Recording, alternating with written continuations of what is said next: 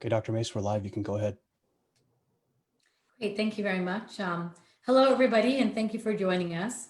Today is the winter solstice, which is a reminder that we remain in the darkest days of the pandemic. Our rate of daily cases per 100,000 is now 41, which is up from 29.6 just a week ago. The Bay Area's ICU capacity is down to 12.4%, and we're still under a regional stay-home order until at least January 9th. Throughout the past year, after every major holiday, we've observed a spike in COVID cases. While we know that many people are looking forward to observing the upcoming holidays, we want to make sure that everyone is following the latest public health guidance to stay safe as they celebrate this week. Because of the regional stay-home order, all gatherings with members of other households are prohibited, except in limited cases. For example, worship services are permitted outdoors, consistent with other guidance, including social distancing and wearing masks. Retail establishments are limited to 20% capacity, so plan ahead, don't leave shopping to the last minute. Consider virtual gatherings for the holidays and do not participate in multiple gatherings with members of different households. Non-essential travel, especially air travel, is not recommended over the holidays when hubs will be extra crowded. If you must travel, take the following steps to reduce risk.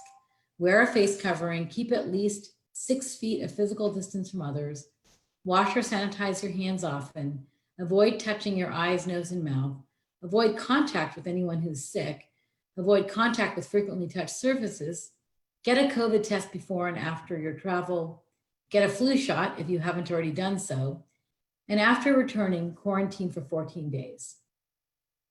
With everyone's cooperation, we will make it safely through Christmas and New Year's and into 2021.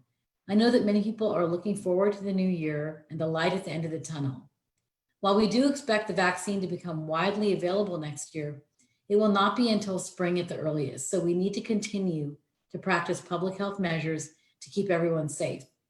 We were encouraged by the rollout of the vaccine last week. This gave us a much needed tool to fight the pandemic and return to normal. We saw the first healthcare workers in Sonoma County receive injections on Friday. It was a historic moment and could signal that we have turned the corner. The first doses of vaccine will go to those in the Phase 1A Tier 1 group. This includes healthcare personnel, including those who work in hospitals, long-term care facilities, outpatient clinics, home health care, pharmacies, emergency medical services, and public health workers in essential and critical industries. It also includes long-term care facility residents, including skilled nursing facilities, assisted living units, and other residential care facilities.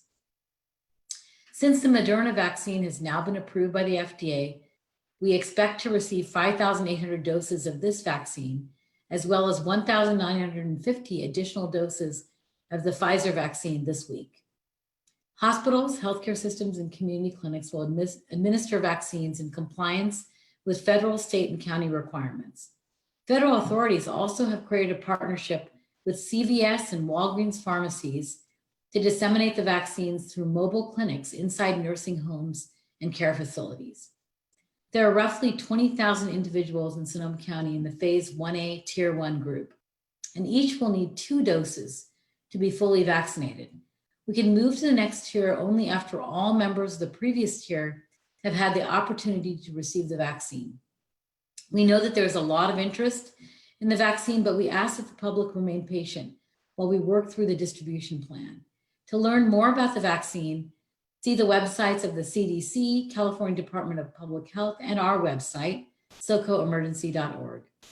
Finally, the CDC recently revised its recommendations for quarantining when individuals have been exposed to a COVID positive person.